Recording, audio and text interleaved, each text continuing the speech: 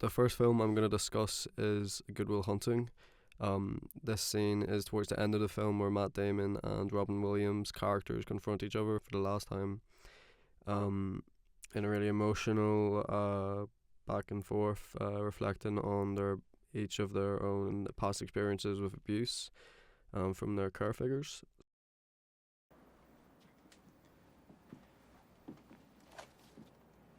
What is that? This is your file. I have to send it back to the judge for evaluation. Oh. Hey, you're not gonna fail me, are you? So the first thing we see is Matt Damon walking into the room. Immediately you can tell just the emotion that's on his face. You can see he has a slight hesitation while he walks, and you can see that Robin Williams' character, who's his therapist in this film, he is just after read through all of the files that came with him, and he saw the tragic abuse that happened to Matt Damon's character when he was younger in the foster care system. So he's automatically disheartened by it all, and his office is very messy. Now for psychiatrists, most of the time they have an office that would look more like a dentist waiting area, whereas his is very homely. We're seeing a lot of warm lights. We're seeing as if you're walking into somebody's living room rather than a dentist's office. So I feel like that would probably reflect on how he operates his therapist sessions. I feel like the way that he has his room decorated, with him having like sports newspapers and his degrees and everything, it just looks like he's bringing a lot of character to his business. It's having more of like a messy but kept look to it, which I think would be more inviting for any of his people coming in to get consolated from him. What's it say? Want to read? Why? Robin Williams, he goes to hand Matt Damon the files, and Matt Damon rejects them. He goes, why? He asks why would he want to see them after he knows all the abuse that he had to deal with his whole life. Why would anyone want to see those photographs and stuff, So Robin Williams realizes his mistake and brings it back. Have you had any experience with that? 20 years of counseling. Yeah, I've seen some pretty awful shit. I mean, have you had any experience with that? Personally. Yeah. We as the audience, we get a few shots of the abuse that Matt Damon had to face. And then Matt Damon asks, I keep saying Matt Damon, Will Hunting. Will says to Sean, have you had any experience with that? And Sean automatically dissociates himself with the abuse and starts talking about how he's faced stuff in his professional career. And then Will doubles down and says, have you had any actual experience with that? And he's of course talking about the abuse then, and then we see in Sean, the therapist's face, he kind of is hesitant to tell. Sure ain't good. My father was an alcoholic. Mean fucking drunk.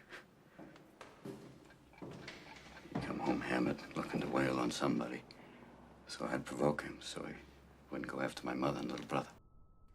I like the camera work in this where to emphasize emotion, you slowly zoom into the characters' faces. I feel like it's more of a show of it's like setting in. Interesting nights were when he wore his rings. He used to just put a wrench, a stick, and a belt. In this next scene, you see the dad walking up the stairs once more, but you kind of get like I think it's called a kaleidoscope. The things that you look into, and then like loads of like colors and stuff happen. So what the film does here is he split the father into multiple views. Now, the way I took that is symbolic of the amount of times that he actually abused Matt in the film. I feel like he said every day he'd come home and he'd ask. So I feel like that is either trying to be a compilation of the amount of times that the dads came upstairs and this came together, or it could also be the child's own mind fracturing and seeing his father in so many different ways. It's hard to say, really. It could be anything. On the table, just say choose. Well, I gotta go with the belt there, Vanna. I used to go with the wrench. Why the wrench? Because fuck him, that's why. Your foster father. Yeah. So, you know, what is it like? Will has an attachment disorder? Is it all that stuff? Fear of abandonment? Is that why I broke up with Skylar? I didn't know you had. I did. You wanna talk about it? No. Hey, Will. I don't know a lot. You see this? All this shit.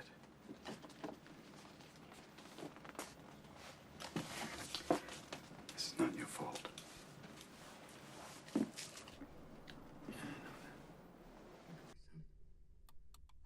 It's a really, really powerful line. I feel like between the two characters, neither of them have actually had a real father. You know, the therapist's father figure was abusive. So was Will's, and I feel like for the therapist to actually call Will his son, I feel like it makes him a lot more comfortable to, you know, finally break down and open up and show emotion that the therapist has been trying to get at him for so long. Because I feel like between the two of them, they're both healing from their past issues. I feel like for the therapist to be able to take on this role as a father figure for Will, who is the most intelligent person that he's ever going to meet in his life, he sees it as a real honor, and he sees it as a way for him to make his own trauma right. He's rejecting the idea of hurt people, and he's so happy that he's able to help the young man out. So whenever he says, "Look at me, son," it's a really, really powerful line, and you can see Will's reaction again and again with the camera movements as well. You can see that Sean, the therapist, he's closing down the space, and you can see Will trying to laugh it off while, you know, slowly coming to tears. You can see him trying to still put that guard up that he's been putting on his entire life to other people. But he realizes that he's quite literally backed in a corner. He's in the corner of the therapist room right now, and he's leaning against the desk, and he's very vulnerable, you know, and he's finally realizing that it's time to open up. It's not your fault. I know. It's not your fault. I know. No, you don't. It's not your fault. I know. And you can even see here that Will, he's scared to open up to the point where instead of slouching down and sitting down on the desk, he stands up to meet Sean in his eye line. All right. It's not your fault. It's not your fault. Don't fuck with me. It's not your fault. He says the line one more time, and if you actually freeze frame at the push, he reacts with violence, and he shoves his person who's been trying to help him for so long, and you can see the actual sadness in Sean's face whenever he does this. You can see him, you know, really hurt and really upset that whenever he's trying to help, Matty's rejecting him. Fuck with me, all right? Don't fuck with me, Sean, not you. It's not your fault. But he keeps saying it's not your fault, and he comes up to him.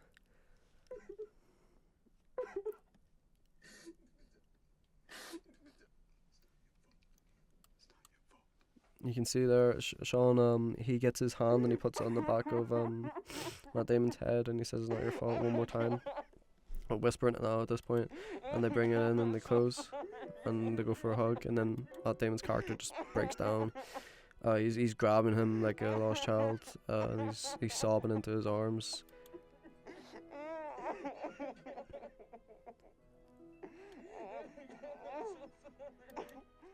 You can see he's saying, "I'm so sorry, I can't, I'm so sorry."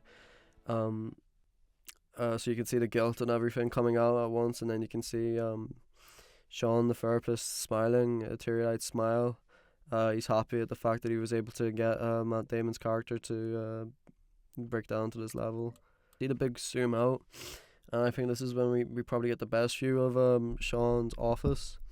You can see that the seat that Sean's sitting on, it matches his clothing in a way, where the leather's brown and he has a very funky cushion, and then Matt's is just pure red. It has no personality. It's shutting itself off. It's only one coloured.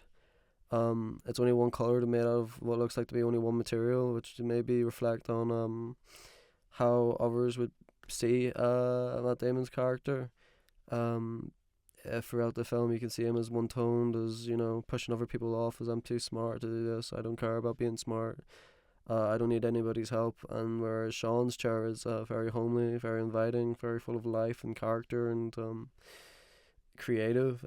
You can see his entire office is really like an amalgamation of his entire life in a way. His books are scattered all across the room. You've got cabinets filled to the brim with files of other patients that he's helped before. You can see that even in his own head he's mismatched, and he's lost slightly. He's unorganized, but at the same time he's finding comfort in not having to be organized, which I think is a sense of freedom that the therapist would enjoy to have in his personal life, especially after the death of his wife, who died of cancer. Yeah, that's about it. So that's the end of Good Will Hunting.